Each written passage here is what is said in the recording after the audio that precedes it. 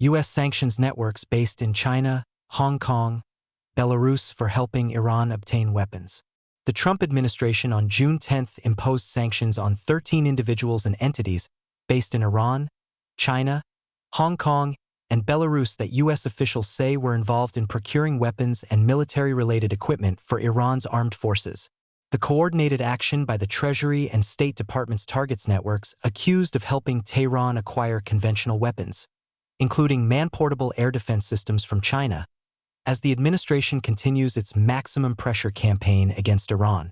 The action was taken in support of President Donald Trump's February 4 National Security Memorandum, which instructs the U.S. government to deny Iran's military and the Islamic Revolutionary Guard Corps the resources needed to sustain their destabilizing activities and counter the development of Iran's missile and other weapons programs. U.S. Treasury Secretary Scott Bessent said the measures were part of the Trump administration's Economic Fury Initiative, which targets Iran's war-fighting capabilities through economic measures, such as disrupting financial networks that support the Tehran regime. Through Economic Fury, the Treasury Department is disrupting the foreign procurement networks that support the Iranian military's efforts to acquire weapons, Bessent said in a statement. Treasury has frozen the Iranian regime's assets, severely disrupted its economy, and dismantled the Iranian war machine. Treasury will not tolerate any support of the Iranian military. The U.S. Treasury Department's Office of Foreign Assets Control sanctioned 9 individuals and entities that it said had supported weapons procurement on behalf of the IRGC and Iran's military, per a Treasury announcement. The U.S. State Department said it was designating 4 additional Iran and Belarus-based individuals and entities under authorities targeting Iran's conventional arms activities.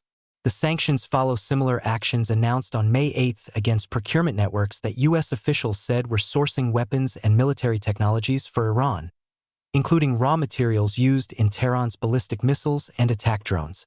China-Hong Kong procurement networks.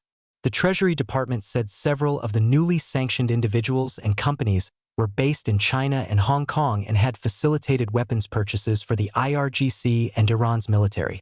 Among those designated was Hong Kong-based Domus Trading HK Limited, which the Treasury described as operating within Iran's clandestine banking network and attempting to facilitate payments related to Iranian weapons procurement efforts. Shanghai-based Mustad Shanghai International Trade Company Limited, a subsidiary of Mustad Limited, was also designated. The Treasury additionally targeted a separate procurement network tied to Iran's military. The sanctions block all property and interests in property of the designated persons that are subject to U.S. jurisdiction and prohibit U.S. persons from engaging in transactions with them. The Treasury also said that foreign financial institutions that knowingly engage in significant transactions involving sanctioned parties could face secondary sanctions. Belarus-Iran designations. The State Department's designations focused on entities and individuals that officials said helped Iran acquire conventional weapons and military technologies. Among them was Armory Alliance, a Belarus-based company that U.S. officials said acted as an intermediary between China-based suppliers and Iran. The company facilitated purchases of hundreds of manpads and attempted to conceal the shipment's origin and ultimate destination by routing them through third countries, the State Department said.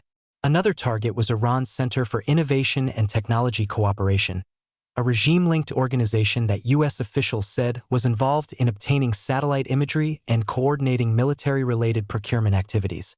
According to the State Department, CITC coordinated with Iran's Ministry of Intelligence and Security regarding targeting information associated with an Iranian attack in March 2026 on a facility hosting U.S. forces, an attack that injured American service members. State Department spokesman Tommy Pigott said the measures demonstrate the Trump administration's ongoing effort to prevent Iran from rebuilding military capabilities and proliferation-sensitive programs. Consistent with the President's National Security Memorandum, too, the United States continues to maintain maximum pressure on Iran and take actions to deny the IRGC and the government of Iran access to the resources that sustain their destabilizing activities, Pigott said in a statement. Pigott also said the measures support the implementation of United Nations restrictions on Iran that were reimposed following what he described as Tehran's significant non-performance of its nuclear commitments.